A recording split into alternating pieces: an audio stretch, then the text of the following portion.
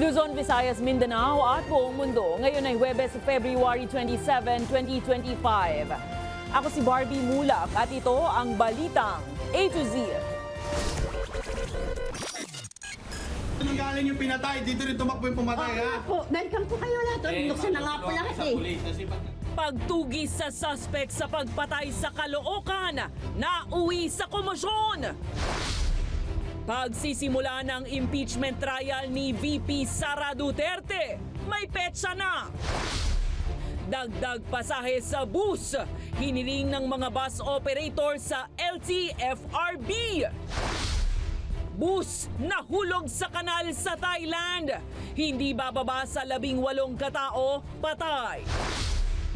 Tinaguri ang spaghetti wires sa Metro Manila. Ikina-amaze ng CNN International Anchor. At sa showbiz, TV host Robbie Domingo bumuelta laban sa internet troll na nagbanta sa kanya. Magandang gabi, pambungad sa ating newscast. Nabulabog ang North Caloocan nitong Miyerkules matapos matagpuan sa lugar ang isang babaeng patay mula sa pamamaril. Bukod sa krimen sa naturang biktima, nagrereklamo ang mga residente matapos umanong madamay sa isinagawang pagtugis ng pulis sa gunman. Ang Balitang A to Z ni Ian Maghanoy. Ay, kaya nga po. Kayo naninigaw, sir. Hindi kami naninigaw, kayo naninigaw eh. Hindi nga po eh.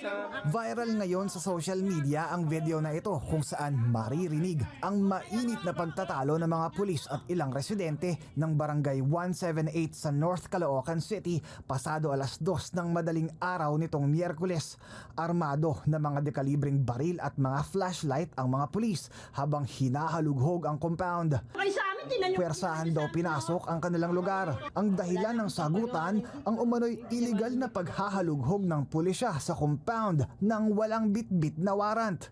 Pero paglilinaw ng Caloocan City Police Station, Lehitimong operasyon ito sapagkat kapangyayari lang noong krimen yung hindi na kailangan ng search warrant sa mga hot pursuit operation. bago ang paghahalughog, makikita sa CCTV footage ang dalawang lalaking nauugnay sa iligal na droga at naglalakad malapit sa compound bandang alas 10 ng gabi. Ang nasa kaliwang bahagi ng footage ang itinuturong gunman ayon sa pulisya. Biktima naman ng pamamaril ang bumuntot na babae. Mga ka-A to Z, nandito po tayo ngayon sa loob ng isang saradong compound dito sa Barangay 178 North Caloocan City, Avocado Street, kung saan sinasabi ng mga residente na ito yung gate na sinira ng mga pulis para sa isang hot pursuit operation para hanapin ang isang suspect umano ng pagpatay na dito raw nagtatago. At nang matsyempohan na bukas ang pinto na to, ay pinasok nila ang bahay na yan, sabay binalagbag. Ang ganyang kalakas ang pagtulog ng mga tao. Nakita ko po nakatutok ng baril, tapos may flashlight. Tapos bubuksan ko na po, sabi nila, Omar, yung ganun po, may inaano po silang pangalan. Sabi po namin, wala po si Omar, buksan nyo to. Sabi, oo po, sandali po. Nanginginig na po ako sa takot kasi nga may hawak silang baril. Hindi na siya inabutan ng pulis natin kasi may napakadami ng lusutan at mismong doon sa lugar na pinuntahan ay maraming daanan para makatakas itong suspect. Para sa isang crime watchdog group, posibleng maharap sa kasong domicile and illegal search ang operatiba. Hot pursuit. Pero ito 3 hours nagkaroon ng time lapse. Kailangan normally pag ganyan, kung sa POP talaga dapat may warrant of arrest para to legitimize. Kasi pag hindi, baka ma-dismiss lang yan sa korte. Sa ngayon, may 3 tauhan na ng National Capital Regional Police Office ang sumadya sa compound hapon ng Huwebes. Nirelieve na rin sa serbisyo ang 5 pulis na nahagip sa video habang gumugulong ang investigasyon. Para sa Balitang A to Z, Ian Maghanoy. Kapapasok lamang po na balita, bumagsak ang bagong gawang Santa Maria Bridge sa bayan ng Santa Maria Isabela. Nito lamang gabi ng Huwebes, February 27. Ayon sa mga otoridad, 2 buwan pa lamang nang matapos isailalim sa retrofitting ang nasabing tulay at tanging maliliit lamang na sasakyan ang pinapayagang dumaan dito. Matatanda ang ilang taon na mula nang matapos ang konstruksyon ng naturang tulay, subalit hindi ito ipinapagamit dahil sa di umano'y maling disenyo, kaya kailangang i-retrofit. Pinondohan noon ng higit 600 million pesos ang tulay para matapos at dinagdagan pa ng higit 200 million pesos na pondo para sana ay magamit na. Sa ngayon, inaalam pa ang sanhi ng pagbagsak nito at kung may nasaktan sa insidente.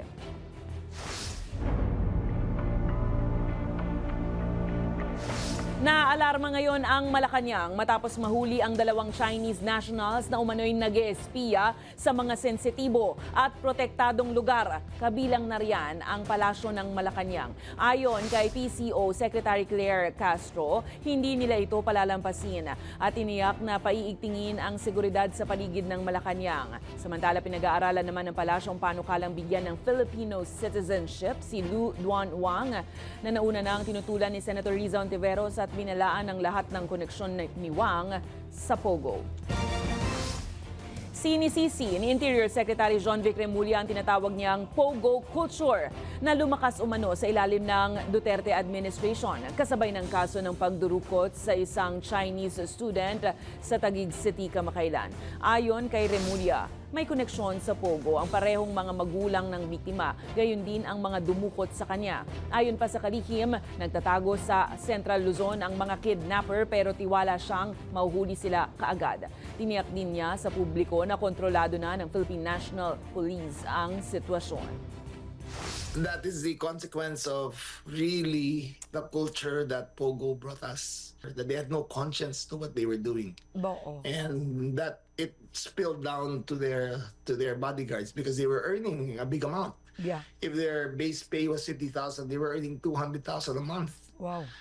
So that is the ill effects of the policy of the previous administration of bringing in all the Pogos here. Kaugnay niyan, mariing itinatanggi ng isang anti-crime advocate na may koneksyon sa bawal na offshore gaming industry ang pamilya ng kinidnap na biktima sa Taguig. Ayon kay Teresita Angsi ng Movement for Restoration of Peace and Order, ang family driver ang may kaugnayan sa Pogo na posibleng nagbigay ng tip sa mga sindikato. Dagdag niya, dating Pogo driver sa Clark ang suspect at posibleng hinikayat na maghanap ng posibleng biktima.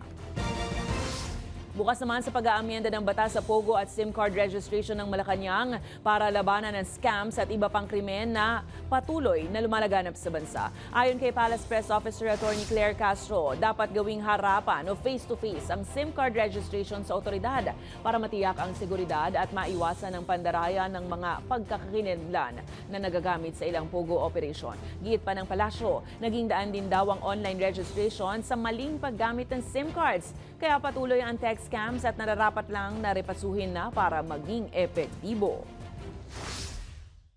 Kahit noon pa po, sinasabi natin ay mukhang meron po talagang loopholes.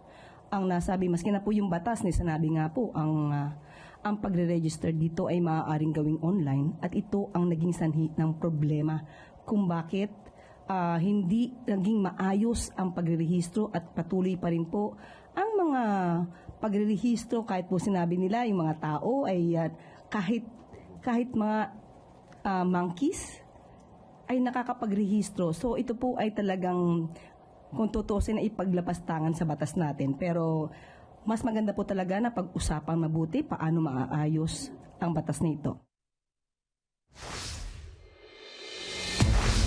Hindi nagmamadali pero hindi rin anya nagmamabagal si Senate President Francis Chis Escudero sa paghahanda sa impeachment trial ni Vice President Sara Duterte. Ngayong araw, inilahad na ni Escudero sa isang liham sa mga senador ang panukalang schedule ng impeachment trial at kung sino ang tatayong clerk ng impeachment court. Bahagi ito ng tinatawag nating quote, taking proper order of the subject of impeachment. Sumulat na si Senate President Francis Chis Escudero sa mga kapwa-senador upang ilatag ang kanyang panukalang schedule ukol sa impeachment trial ni Vice President Sara Duterte. Sisimulan nito sa pagbubukas muli ng sesyon ng 19th Congress sa June 2 kung saan ipipresenta ang Articles of Impeachment o mga alegasyon laban kay Duterte. Sa araw ding ito inaasahang mapagkakasunduan ang Rules of Procedure. June 3, pwedeng mag-oath taking na ang mga senador bilang judges. Mauuna mag-oath taking ang presiding officer at yung presiding officer magpapa-oath sa mga senator judges.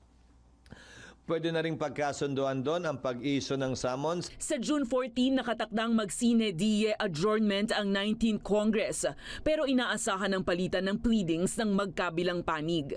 Magkakaroon naman ng pre-trial mula June 24 hanggang July 25 bago ang pagbubukas ng 20th Congress sa araw ng sona ng Pangulo. July 29, mag-o-oath yung 12 bagong senador. July 30, mag-o-convene yung impeachment court. Sa panukala ni Escudero, mula alas 9 hanggang alas 2 ng hapon gagawin ng impeachment trial. Ito'y upang hindi maapektuhan ng kanilang plenary sessions at committee hearings sa hapon. Hindi namin pwedeng isuspended animation ang legislative work ng Senado, lalo na pag-uusapan dyan yung pinaka-importanting piraso ng legislasyon na dapat ipasa ng Kongreso, ang taon ng budget.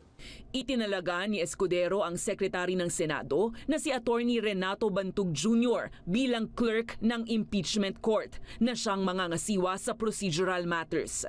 Kanya-kanyang toka rin ang mga opisina ng Senate Secretariat tulad ng pagsusulat ng mga subpoena at summons, paghahain ng mga legal na dokumento at iba pa. Lahat yan pinagbigay alam din namin sa Kamara sa pamamagitan ni Speaker Martin Romualdez at sa nasasakdal kay Vice President Sara Duterte. Nilinaw ni Escudero na ang pag-anunsyo ng mga paghahanda ng impeachment court ay hindi tugon sa mga partidong nagsusulong na pabilisin ang paglilitis kay VP Sara, kundi bahagi lang anya ng transparency. Target tapusin ng liderato ng Senado ang impeachment bago mag-adjourn ng Kongreso sa Oktubre. Pinuna ng Malacanang ang naging pahayag ni Vice President Sara Duterte na may karapatan ang mga Cebuano na ipakita ang galit sa gobyerno. Ayon kay Palace Press Officer Undersecretary Attorney Claire Castro, hindi dapat manggaling sa pangalawang pinakamataas na opisyal ng bansa ang mga salitang nagtutulak ng galit laban sa pamahalaan. Dagdag niya, walang naging reaksyon si Pangulong Marcos sa isyong ito, lalo't hindi raw nagmumula sa mataas na liderato ang mga negatibong pananaw. Giit pa ng Palace, mas mainam kung hihikayatin ng pangalawang Pangulo ang bayan na makipagtulungan para sa pag-unlad sa halip na magpalaganap ng hinanakit sa gobyerno. Unang-una nakakalungkot po na mula sa pangalawang pinakamataas na leader ng bansa ay mukha pang nag-i-encourage siya sa mga tao na magalit sa gobyerno.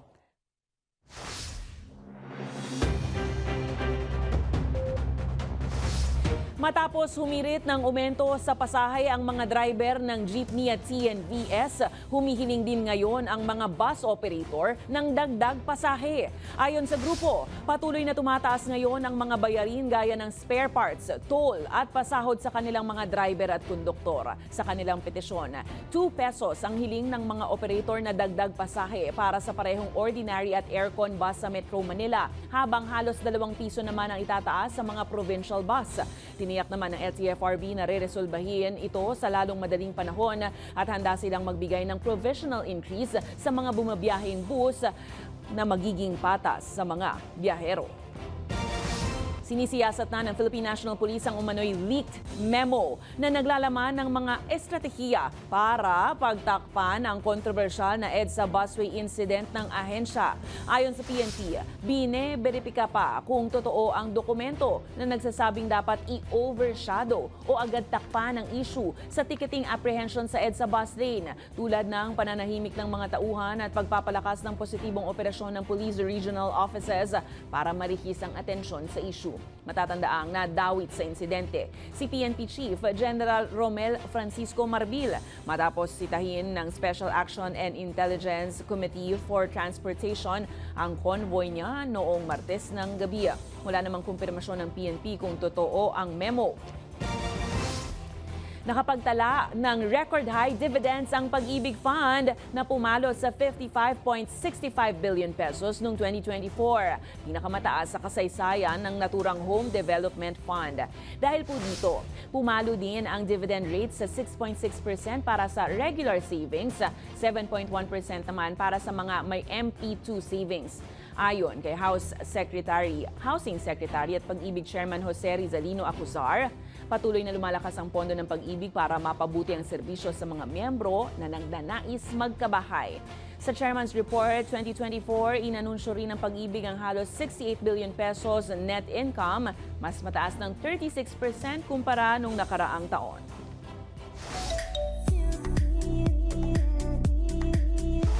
Dumulog sa tanggapan ng National Bureau of Investigation ang Kapamilya TV host na si Robbie Domingo ngayong Huwebes matapos makatanggap ng online threat.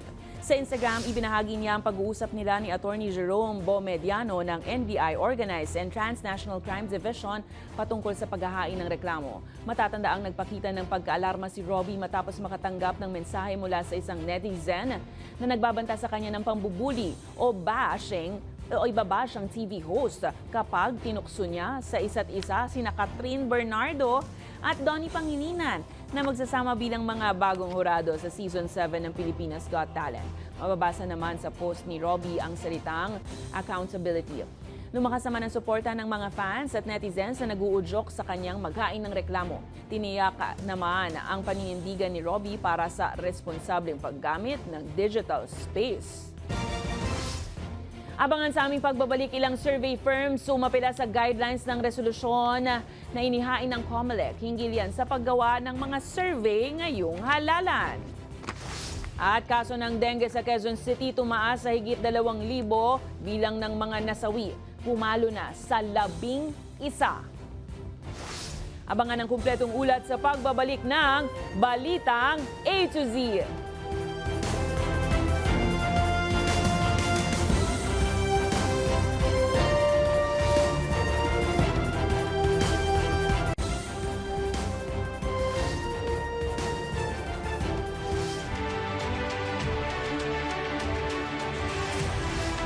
Kinukwestiyon ng ilang survey firms ang ilang guidelines ng Commission on Elections hinggil sa paggawa ng survey ngayong panahon ng halalan. May mga bagay daw kasi na hindi kailangang isapubliko, partikular na ang ilang impormasyon ng mga sasagot, habang voluntaryo na lang daw ang pagpaparehistro ng survey firms sa COMELEC. Si Naomi Almohano, may balitang A to Z.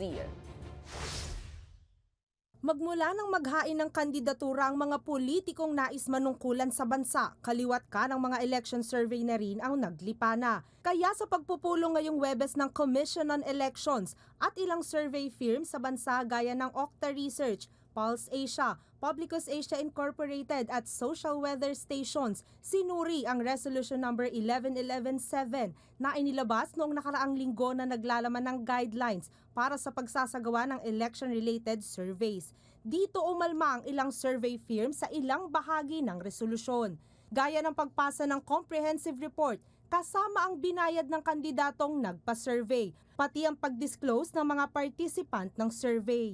It should strike out all mandatory elements, no, including the extensiveness of the reports. Ang hinihingi ho ng resolution hanggang mga raw data pa na hindi naman kailangan talaga ng COMELEC. And we're concerned about the anonymity of the respondents. It should be confidential. Sagot naman ng COMELEC. Alam po natin yung limitasyon dyan na hindi pa pwedeng ma-reveal. Laman din ang guideline ng pre-registration ng mga survey organization bago magpa-survey. Ito'y para raw matukoy ang mga lehitimong survey companies sa mga nagpapanggap lang. Sa ganitong paraan daw kasi mapoprotektahan ang mga botante laban sa mga bogus o pekeng surveys na layo namang lituhin at manipulahin lang sila. Sana maipalabas natin sa pamamagitan ninyong lahat ng fair, honest, and credible para magkaroon ng choice na maliwanag at totoo ang ating mamamayan kung sino iboboto.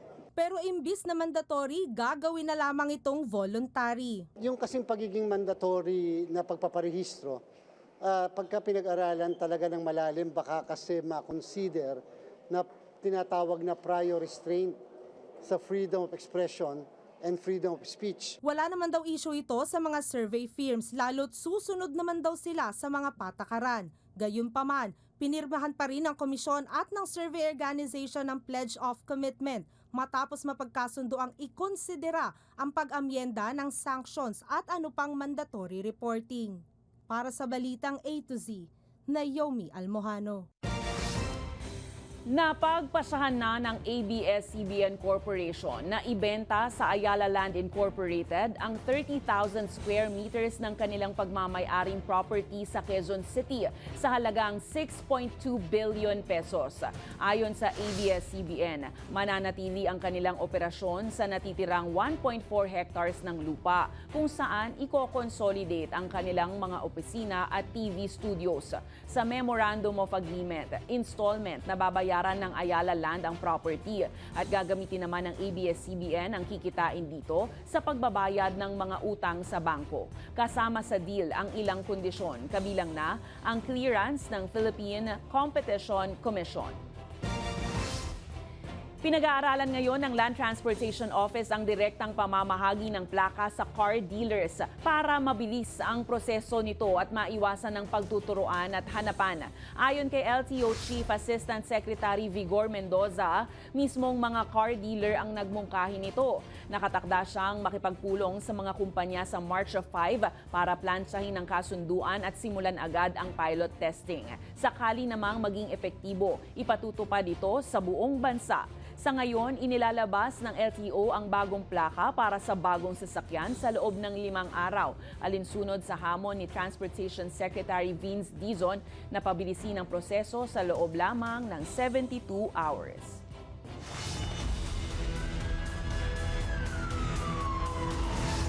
Tumaas pa ng 60% ang dengue cases sa Quezon City. Halos 2 linggo lang mula nang ideklara ang outbreak sa lungsod. Nadagdagan din ng 1 ang bilang ng nasawi. Kumikilos naman ang ilang barangay upang mapigilan ang patuloy na pagdami ng kaso. Ang Balitang A to Z ni Ace Cruz.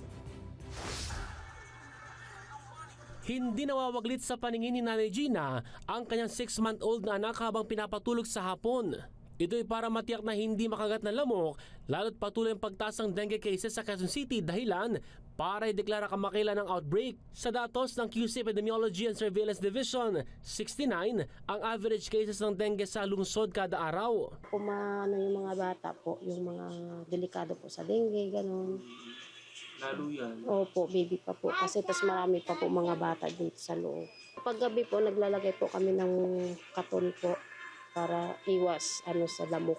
Mahigit 2,700 na ang kaso ng dengue sa lungsod as of February 26, 2025, na 60% na pagtaas noong February 15, 2025 kung kailan idineklara ang outbreak. Nadagdagan naman ng isa ang 10 kaso ng namatay. Last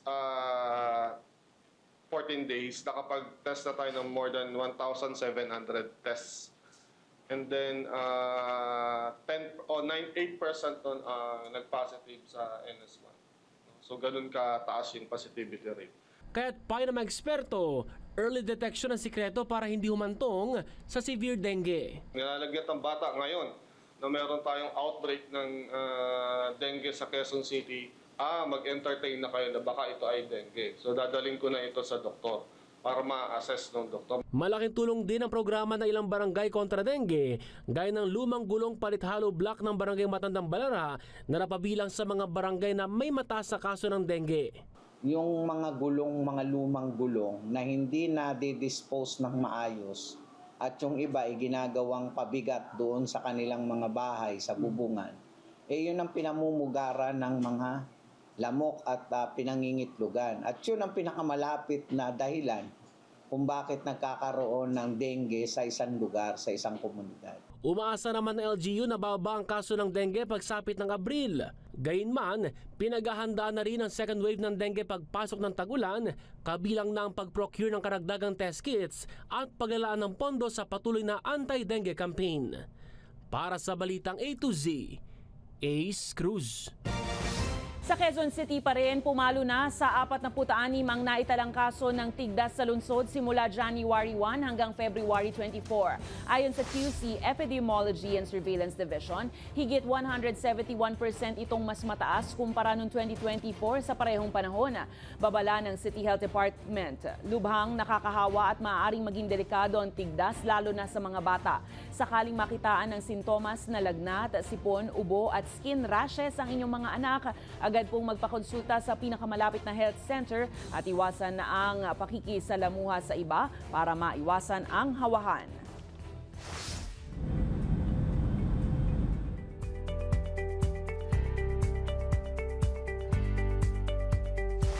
Hindi bababa sa 18 ang patay matapos mawalan ng kontrol at mahulog sa bangin ang isang tour bus sa Prachinburi, Thailand. Base sa ulat, tumagilid ang bus habang sinasagip ng mga rescuer ang mga biktima may layong 155 kilometers mula sa silangan ng Bangkok.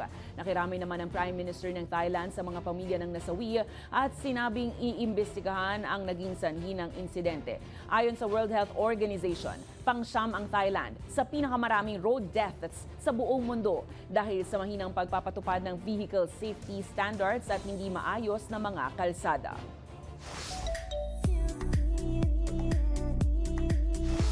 Gulat na gulat ang reaksyon ng CNN international host na si Richard Quest na kasalukuyang nasa Pilipinas ngayon. Paano ba naman kasi tila bago sa kanyang paningin ang sala sa labat ng mga kawad ng kuryente o yung tinatawag na spaghetti wiring sa lansangan ng Metro Manila.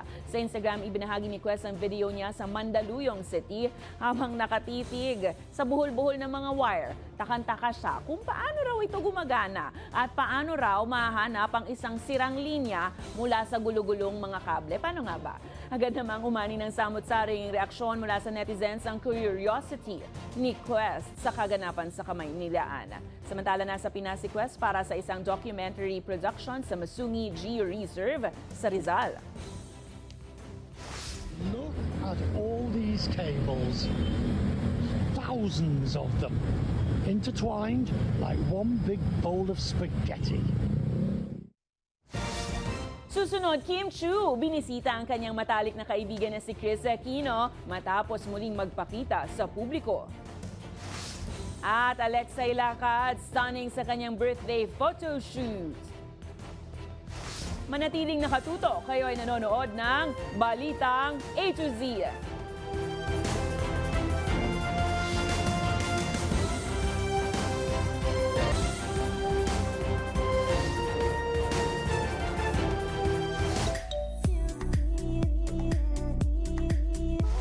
Matapos ang muling pagpapakita sa publiko ng Queen of All Media Chris Aquino, binisita naman siya ng kanyang kaibigan, ang TV host actress na si Kim Chiu. Samantala, Alexay Lacad, slay sa kanyang birthday photoshoot. Ang Balitang A to Z Showbiz ni Lane Garcia. Timeless friendship. Ganyan inilarawan ng It's Showtime host and actress na si Kim Chiu ang kanilang friendship ng Queen of All Media, Chris Aquino. Sa Instagram, ibinahagi ni Kim ang ilang snaps sa kanyang pagbisita kay Chris matapos ang kanyang public appearance makalipas ang ilang taon, kung saan dumalo siya sa People of the Year 2025 ng People Asia Magazine para suportahan ang kaibigang Pinoy fashion designer na si Michael Leyva na isa sa mga awardees. May kalakip naman na appreciation post ang caption ni Kim Chiu para sa kanyang kaibigan. Makikita rin sa litrato na nakabanding rin ni Kimi ang anak na si Bimbi, co-actress Miles Ocampo at TV writer na si Darla. Well wishes naman ang hangad ni Kim sa kalusugan ni Chris at umaasang gagaling mula sa pinagdadaanang autoimmune disease. Bukod dyan, pinasalamatan din ni Kim ang natanggap na early birthday present mula kay Chris na anyay hindi niya inaasahan. Taong 2023 pa nang huling bumisita si Kim habang nasa Amerika si Chris, kung saan 2 taon ding nanatili sa nasabing bansa ang Queen of All Media para sumailalim sa ilang treatments. Matatanda ang suki rin noon si Kim Chiu sa talk show ni Chris Aquino na Chris TV sa Kapamilya Channel na siyang lalong nagpasolid ng kanilang lifelong friendship. Samantala, it's 25. Pinusuan ng marami ang photoshoot ng aktres na si Alexa Ilacan para sa selebrasyon ng kanyang ika-25th birthday. Sa Instagram, makikita ang stunning photos ni Alexa wearing sexy black outfit with a beautiful white cat. Habang may pa-sweet greetings rin sa hiwalay na post ang on-screen partner ni Alexa na si KD Estrada. Happy birthday, Alexa! Para sa balitang A to Z Showbiz, Lane Garcia.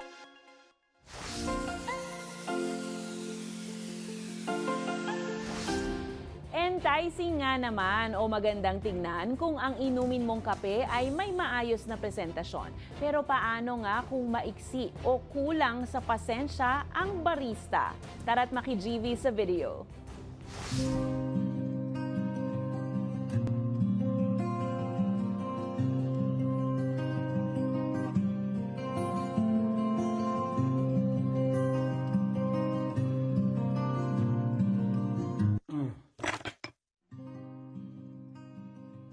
Kung kayo ay may kwentong kakaiba, mga kwento ng pag-ibig o storya ng inspirasyon at pag-asa, maaari nyo itong ibahagi. Sumali sa ating Facebook group ng Balitang A to Z, panoorin ang replay ng ating programa at sundan ang ating social media pages, hanapin ang Balitang A to Z.